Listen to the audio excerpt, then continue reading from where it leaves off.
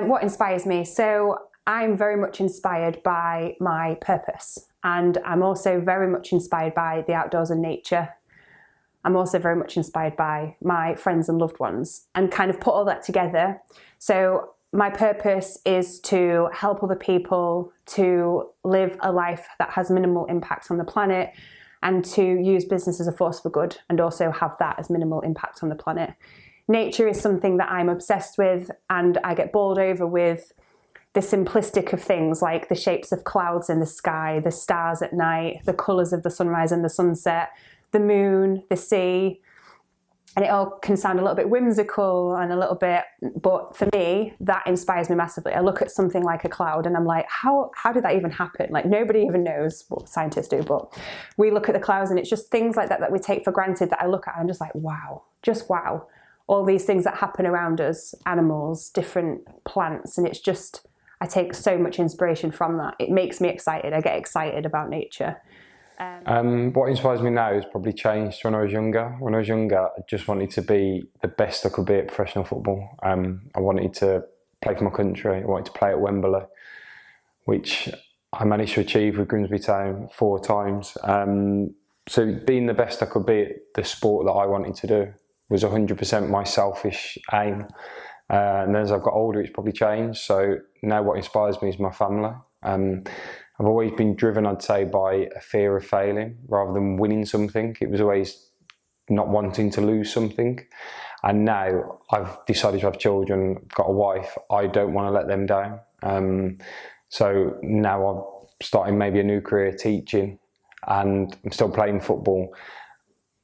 I can't let them down. So that almost inspires me, like to get up in the morning and go for a run at 6 o'clock and it's cold and I really don't want to go. I'm not sure many people ever do in that situation, but that is what drives me, because it's like, well, I need to do this to be fit, to not let them down. And I think my biggest inspiration comes from just people.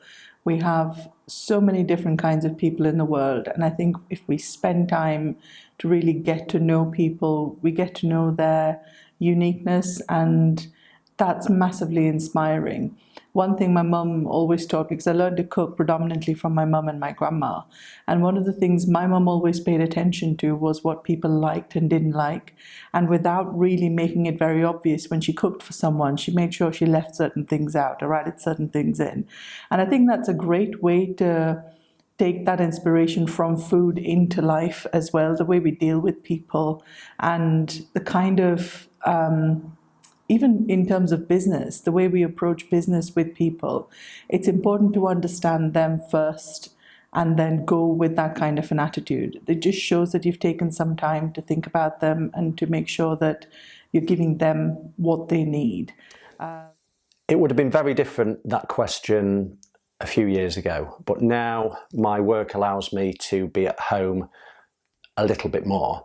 And I'd have to say, it's a bit of a cliche, but my wife, she's a powerhouse when it comes to being able to juggle her work, other commitments, and the family.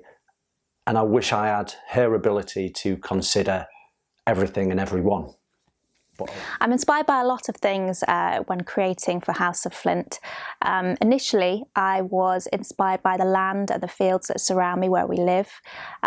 It's a very small piece of land, but we do have a few sheep. And I used to go out and sketch the horns on the sheep called Elvis. And then I'd come back and keep sketching. And eventually they turned into the folds on a garment. And yeah, inspired the first designs.